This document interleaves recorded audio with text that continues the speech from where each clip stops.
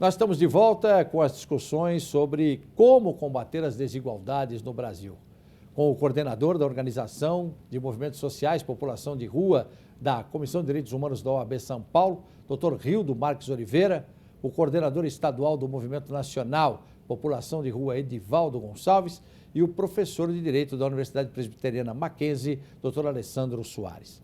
Sem dúvida nenhuma que são vários assuntos aqui que a gente está colocando em pauta, mas eu queria saber de vocês, como que o Poder Legislativo pode ajudar, principalmente em todas essas questões? A gente já sabe que a Câmara Municipal tem um trabalho através das comissões, inclusive indo até as pessoas em situação de rua, pegando depoimentos, tentando saber efetivamente, trazendo para cá, inclusive pessoas em audiências públicas que vêm para cá, para que a Câmara possa observar e ver as necessidades. A gente sabe que isso está acontecendo. Mas de que forma, na opinião de vocês, que o Legislativo pode ajudar ainda mais nessa questão? Começa o doutor Rildo, o Edivaldo, fique à vontade, doutor Alessandro também. Eu ia falar ali. Fala. Pode? Tá, existe uma PL, tá? Uma PL do Suplicy, tá? Que é um projeto de lei. Do projeto de lei, tá? O que o Legislativo podia fazer era derrubar os dois vetos, tá? Os dois vetos mais importantes dessa PL, que foi o que o prefeito Bruno Covas fez. Vetou a parte da zeladoria urbana, tá? E o cumprimento de políticas públicas, tá? O mais importante o Legislativo, entendeu? Derrubar esses dois vetos.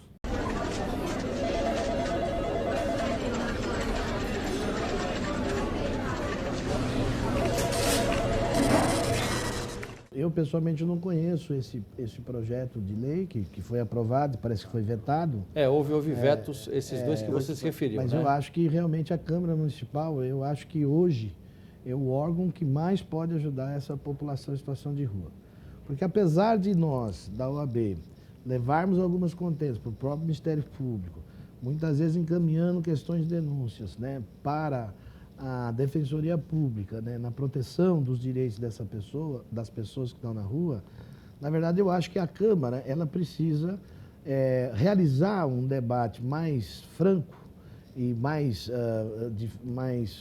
vamos dizer assim, mais franco no sentido de trazer os que são prós e contras, né, em adoção de medidas em prol dessa população, como disse o próprio doutor Alessandro no bloco anterior, assim, há pessoas que compreendem que a política que tem que ser feita contra essas pessoas é a higienização completa, né? É tirar da porta da minha casa, tirar da porta do restaurante, tirar da porta da loja, tirar do centro, da praça, porque isso enfeia a cidade, né?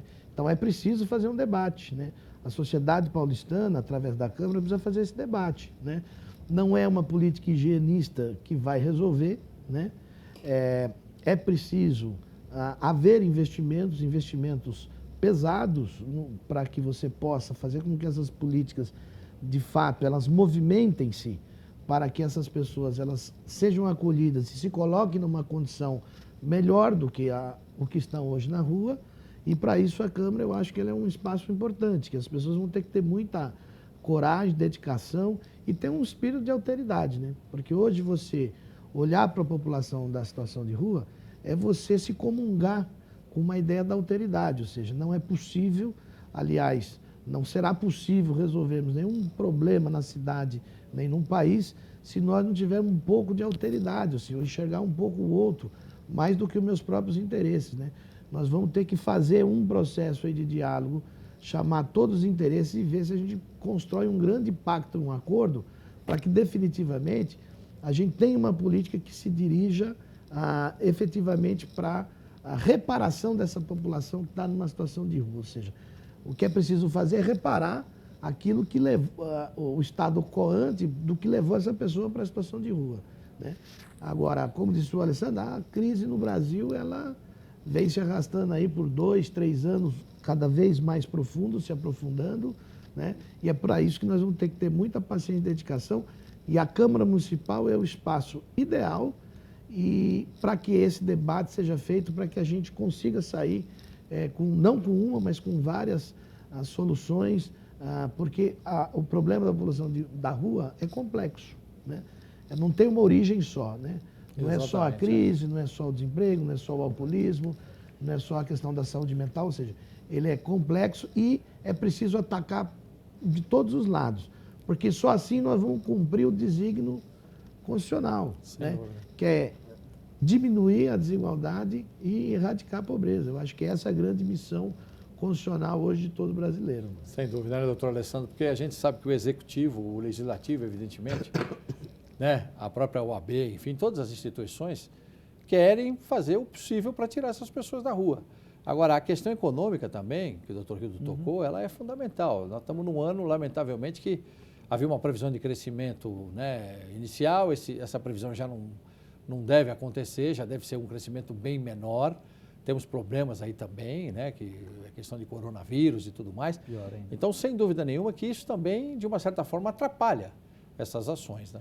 O que nós temos, quando você tem uma crise, infelizmente se tornou uma espécie de lugar comum. Você tem uma crise, você simplesmente corta gastos, né? Então, ou seja, você vai para uma política que eu vou chamar de política de austeridade. Você começa a falar, bom, eu estou numa crise, vamos cortar os gastos. Só que você corta normalmente de maneira genérica esses gastos públicos e políticas públicas de maneira geral. O problema é que as pessoas que são mais vulneráveis na sociedade, e a gente está falando de uma população de rua, e essas são, a gente pode dizer que é um grupo social de alta vulnerabilidade, talvez a maior de todas, né?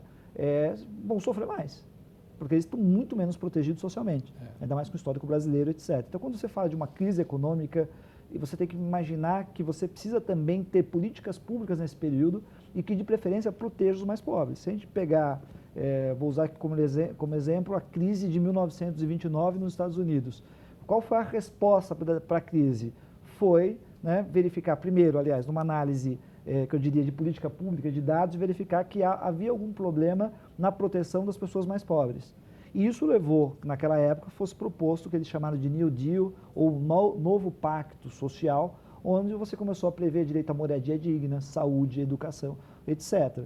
Ou seja, você tem um período que se reconhece que isso é um problema, que tem uma crise, que essa crise atinge os mais pobres, as mulheres, tem um corte racial muito forte em cima dessa crise e que você precisa dar uma proteção especial e preparar as pessoas para esses momentos de crise. E aí você cria uma política pública em cima disso. Bem, essa política para alguns é gasto. Não pode gastar em período de crise. Mas a gente tem que imaginar que existe uma sociedade. A não ser que você queira, né, se deseja de alguma forma, implodir a sociedade, porque isso cria efeitos sociais de longo prazo. Eu estava dizendo até no outro bloco, quer dizer, quando você pensa uma política pública séria, você pensa, inclusive, de custos a longo prazo, de você não tomar a atitude correta imediatamente. E, às vezes, é melhor você tomar uma atitude que tem um gasto no presente, mesmo que ele seja um gasto maior, do que você deixar a longo prazo essa situação ou um problema social e se alongando de maneira tal que esse problema se torne muito mais caro no futuro, para a sociedade e para todo mundo de maneira geral. Então, eu acho que, quando a gente pensa na Câmara Municipal, a gente tem que imaginar esse tipo de debate com as vereadoras e os vereadores. As vereadoras e os vereadores são pessoas do mundo, reais, né? Elas são pessoas que elas vivem nessa cultura. E muitos deles, infelizmente, podem ter, provavelmente têm, uma mentalidade ainda muito arraigada nessa questão do higienismo, de ver as pessoas em situação de rua como um problema elas em si e não a questão social, ou seja, como se elas estivessem realmente obstruindo a rua, etc. Né? Mudar essa mentalidade e utilizar o poder legislativo de maneira a proteger os direitos sociais e a Constituição de 88. Sem dúvida. Eu acho que o nosso tempo, lamentavelmente, ele não permite que a gente se estenda mais. Agora, é um assunto para a gente ficar aqui 2 programas, né? Agradecer já ao doutor Alessandro, né? Agradecer também o doutor Rildo e o Edivaldo, né? Que abrilhantaram efetivamente e trouxeram questões fundamentais para a gente poder ter esse programa. E também, sem dúvida nenhuma, é assunto para outros também. Sem dúvida, né? Agradeço muito a vocês. E olha, é muito importante lembrar que você também que assistiu o nosso programa, se você quiser rever esse ou outros programas, é só acessar sanpaulo.sp.leg.br/TV Câmara São Paulo ou um dos nossos canais nas mídias sociais. Até a próxima, TV Câmara São Paulo. Assista, fique sabendo.